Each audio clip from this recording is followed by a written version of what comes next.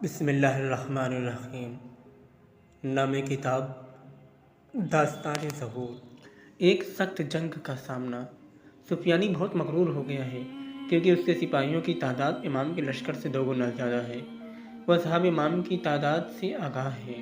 10,000 سپاہی مکے سے امام کے ساتھ آتے ہیں، 12,000 سپاہی سید حسنی کے ساتھ خراسان سے آتے ہیں، 70,000 کوفے سے لوگ امام کے ساتھ ملحق ہوتے ہیں، جبکہ سفیانی کی فوج میں 1,70,000 سپاہی موجود ہیں۔ اسے قطعی طور پر کامیابی کا یقین ہے، اس لیے وہ کوفہ کی جانب روانہ ہوتا ہے۔ وہ نہیں جانتا کہ ہزاروں فرشتے ہمارے مولا کے رکاب میں ان کی مدد کر رہے ہیں۔ اب امام کو پتہ چلتا ہے کہ سفیانی جنگ کے لیے کوفہ کی جانب آ رہا ہے۔ لشکر امام کوفہ سے باہر اپنی پوزیشن لے لیتا ہے۔ اب دونوں لشکر آمنے سامنے ہیں۔ امام لشکر سفیانی کے پاس جاتے ہیں، ان کو سمجھاتے ہیں۔ سفیانی کے ساتھی امام سے کہتے ہیں جس راستے سے آئے ہیں واپس چلے جائیں۔ امام اپنی بات ان سے جاری رکھتے ہیں اور انہیں کہتے ہیں کیا جانتے ہو کہ میں پیغمبر کا بیٹا ہوں؟ نہیں جانتا کیا ہوتا ہے۔ سفیانی ابھی جنگ سے گریز کرتا ہے، شاید اسی لیے کہ ابھی پوری طرح جنگ کے لیے تیار نہیں ہے یا حملہ کرنے کی پوری تیاری نہیں ہے، کیونکہ اس نے امام کی باتوں کو سنا ہے اور احتمال ہے کہ امام کی باتوں کا اثر اس پر ہوا ہو۔ سفیانی چاہتا ہے کہ کچھ دنوں کے لیے جنگ کو مؤخر کر دے تاکہ امام کی باتوں کا اثر زائل ہو جائے۔ وہ عقب نشینی کا حکم دیتا ہے اور صورتحال پرامن ہو جاتی ہے۔ روز جمعہ کا سورج طلوع کرتا ہے۔ امام کو اطلاع ملتی ہے کہ سفیانی نے امام کے ایک صحابی کو شہید کر دیا ہے۔ گویا سفیانی کوفے پر حملے کا ارادہ رکھتا ہے۔ امام دفاع کے لیے تیار ہو جاتے ہیں۔ سخت جنگ کا آغاز ہو جاتا ہے۔ سفیانی جنگ کا آغاز کرتا ہے اور امام کے کچھ ساتھی شہید ہو جاتے ہیں۔ خوش نصیب ہیں وہ جو اپنی آرزو کو پہنچے۔ اب خدا کا وعدہ پورا ہوتا ہے۔ سفیانی میدان کے درمیان کھڑا ہے اور اپنے سپاہیوں کی کثرت سے خوش ہے۔ اچانک وہ دیکھتا ہے کہ ایک ایک کر کے اس کے سپاہی گرتے ہیں۔ سفیانی نہیں جانتا کہ فرشتے امام کی مدد کے لیے آ گئے ہیں۔ سفیانی ہرگز گمان نہیں کرتا تھا کہ اس کے سپاہی اس طرح گرنا شروع ہو جائیں گے۔ سفیانی جب ان حالات کو دیکھتا ہے تو سمجھ جاتا ہے کہ مقابلہ کرنے کا کوئی فائدہ نہیں۔ وہ چند ساتھیوں کے ساتھ مل کر راہ فرار اختیار کرتا ہے۔ کیا آپ نے سیاح کا نام سنا ہے؟ وہ امام کے لشکر کا ایک سپاہی ہے۔ وہ چند سپاہیوں کے ساتھ مل کر سفیانی کا پیچھا کرتا ہے اور بالآخر اس کو گرفتار کر لیتا ہے۔ مغربین کی نماز کا وقت ہو جاتا ہے۔ نماز کے بعد سفیانی کو امام کی خدمت میں پیش کیا جاتا ہے۔ سفیانی امام کو مخاطب کر کے کہتا ہے مجھے مہلت دیں۔ امام اپنے اصحاب کی طرف دیکھتے ہیں، فرماتے ہیں آپ کی رائے اس کے بارے میں کیا ہے؟ میں نے عہد کیا ہے کہ ہر کام کرنے میں آپ کی رائے کو بھی شامل کروں۔ اصحاب امام مشورہ کرتے ہیں اور بالآخر فیصلہ کرتے ہیں کہ سفیانی کو سزا دی جائے۔ اس نے بہت سے شیعہ لوگوں کو بے رحمانہ انداز میں قتل کیا ہے، پیمان شکنی بھی کی ہے۔ اس طرح سفیانی کو اس کے کیے کی سزا مل جاتی ہے اور دنیا ہمیشہ ہمیشہ کے لیے اس کے شر سے محفوظ ہو جاتی ہے۔ فلسطین کی طرف روانگی۔ سفیانی کی ہلاکت اور اس کے لشکر کی تباہی کے بعد امام فیصلہ کرتے ہیں کہ اپنے لشکر کو پوری دنیا میں بھیجیں۔ 313 افراد میں سے ہر ایک کو ضروری احکامات کے بعد پوری دنیا کے مختلف حصوں میں روانہ کیا جاتا ہے۔ امام فرماتے ہیں کہ جہاں بھی جائیں اور ان کے لیے کوئی نیا مسئلہ درپیش ہو کہ جس کا حل انہیں معلوم نہ ہو تو اپنی ہتھیلی پر نگاہ کریں، اس طرح انہیں اس کا جواب مل جائے گا۔ اب خدا حافظی کا وقت ہے۔ یہ 313 باوفا اصحاب امام سے جدا ہوتے ہیں۔ یہاں پر امام ہر ایک کو اپنے پاس بلاتے ہیں اور اپنے ہاتھ کو ان کے سینے پر پھیرتے ہیں۔ کیا اس کام کی علت وجہ جانتے ہیں؟ یہ 313 افراد پوری دنیا میں امام کے نمائندے ہیں اور ان میں تمام خوبیوں کا پایا جانا ضروری ہے۔ امام کے ان کے سینے پر ہاتھ پھیرنے سے ان کی ذمہ داری کو بہتر انداز میں انجام دینے کی صلاحیت میں اضافہ ہو جاتا ہے۔ تمام اصحاب اپنے گروہوں کے ساتھ دنیا کے مختلف حصوں کی جانب روانہ ہو جاتے ہیں تاکہ جلد از جلد پوری دنیا پر مہتوی حکومت تشکیل پا سکے۔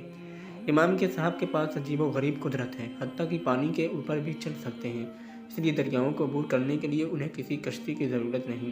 امام کسی کو فلسطین نہیں بھیجتے تو آپ تعجب کرتے ہیں اور وجہ پوچھتے ہیں۔ دیکھو امام خود فلسطین جا رہے ہیں کیونکہ وہاں یہ اہم واقعات رونما ہوں گے، بس امام کا وہاں ہونا ضروری ہے۔ اس بنا پر امام چند اصحاب کے ساتھ بیت المقدس قدس کی طرف روانہ ہوتے ہیں۔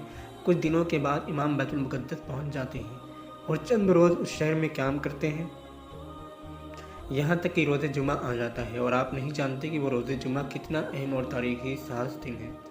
اس دن کچھ عیسائی اس شہر میں جمع ہوں گے اور ایک اہم واقعہ رونما ہوگا۔ جمعے کا دن آ جاتا ہے، कितना अजीम इज्तिमा है, तमाम मुंतज़िर हैं। उधर देखो, सर को उठाओ और आसमान की तरफ देखो। क्या उस सफ़ेद बादल को देख रहे हैं? वो जवान कौन है जो उस पर सवार है? क्या उन दो फरिश्तों को देखते हो जो उनके साथ खड़े हैं? वो बादल ज़मीन की तरफ आ रहा है। बैतुल मुक़द्दस में एक शोरगुल बरपा है।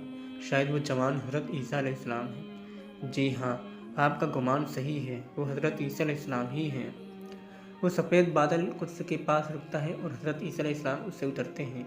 ईसाई खुशी से फूले नहीं समाते और उनकी तरफ बढ़ते हैं और कहते हैं, हम आपके यारो मददगार हैं। आप क्या समझते हैं कि हज़रत ईसा अलैहिस्सलाम उन्हें क्या जवाब देंगे?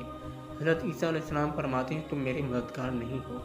तमाम ईसाई ताज्जुब करते हैं। हज़रत ईसा अलैहिस्सलाम उनकी तरफ तवज्जो किए बगैर आगे बढ़ते हैं। वो कहाँ जा रहे हैं? उधर देखो, इमाम ज़माना मस्जिदुल अक़सा के मिहराब में खड़े हैं। उनके तमाम असहाब उनके पीछे सफ़ में खड़े हैं और वक्त नमाज का इंतज़ार कर रहे हैं। हज़रत ईसा अलैहिस्सलाम मिहराब की जानिब बढ़ते हैं, इमाम के साथ मुसाफ़हा करते हैं। इमाम ज़माना हज़रत ईसा अलैहिस्सलाम को मुखातिब करके कहते हैं, ऐ ईसा अलैहिस्सलाम, आप आगे खड़े हों और हमारे इमाम जमात बने। हज़रत ईसा अलैहिस्सलाम कहते हैं, मैं ज़मीन पे आपका वज़ीर बनने आया हूँ कि इमाम मैं आपके पीछे नमाज़ पढ़ूँगा। नमाज बर्पा होती है। तमाम ईसाई ताज्जुब से देखते हैं। हज़रत ईसा अलैहिस्सलाम मुसलमानों के साथ नमाज में खड़े नमाज पढ़ रहे हैं। यहाँ पर बहुत से ईसाई मुसलमान हो जाते हैं और इमाम के साथियों के साथ मुल्हिक हो जाते हैं। ऐ मेरे हम सफ़र, इमाम का यहाँ पर एक और भी प्रोग्राम है और वो संदूक मुक़द्दस का मामला है। क्या जानते हैं कि संदूक मुक़द्दस क्या है? यकीनन आपने सुना है कि जब हज़रत मूसा अलैहिस्सलाम दुनिया में आए, उनकी माँ ने उनको एक संदूक में रखा और दरिया के सुपुर्द कर दिया। वो संदूक उस वक्त इमाम के पास है और उस वक्त इस संदूक को अपने साथ लाए हैं। शायद ये संदूक यहूदियों की हिदायत का सबब बन जाए। क्या जानते हैं कि ये संदूक यहूदियों के नज़दीक कितना मुक़द्दस है? क्या जानते हैं कि ये संदूक यहूदियों के मुक़द्दस तरीन तबर्रुकात में से है? हज़रत मूसा अलैहिस्सलाम ने अपनी वफ़ात से कब्ल असली तौरात को मिट्टी के लौह पर लिखा था और उसे इस संदूक में रखा था और अपने जानशीन यूशा के हवाले किया था। जब तक ये संदूक उन यहूदियों के दरमियान था वो इज़्ज़त वाले थे, लेकिन जब से वो संदूक उनके हाथों से गया उनकी इज़्ज़त भी ख़त्म हो गई। जी हाँ, उन्होंने इस संदूक की हुर्मत का ख्याल ना रखा, खुदा ने उस संदूक को उनसे ले लिया। अच्छा है, एक और सवाल बयान करता हूँ। क्या जानते हैं कि जब एक पैगम्बर बनी इसराइल इस दुनिया से गए तो कौन उनके जानशीन हुए? जिसके पास ये संदूक होता वो बाद वाला नबी होता और यहूदी उसके सामने तस्लीम खाम होते। अब इमाम का इरादा ये है कि इस संदूक को यहूदियों को दिखाएं। जब यहूदी इस गुमशुदा संदूक को देखेंगे तो ताज्जुब करेंगे। एक कसीर तादाद इमाम पर ईमान ले आएंगे, क्योंकि उनका ये अकीदा है कि जिसके पास ये संदूक मैं उसके सामने सर तस्लीम खम कर लूँ। एक बहुत थोड़ी तादाद हक़ को कबूल करने से इज्तिनाब करेगी। इमाम उनके साथ जंग करेंगे और उन्हें शिकस्त देंगे। अब बैतुल मुक़द्दस में इमाम का काम मुकम्मल हो जाता है और इमाम कूफे की तरफ लौट जाते हैं।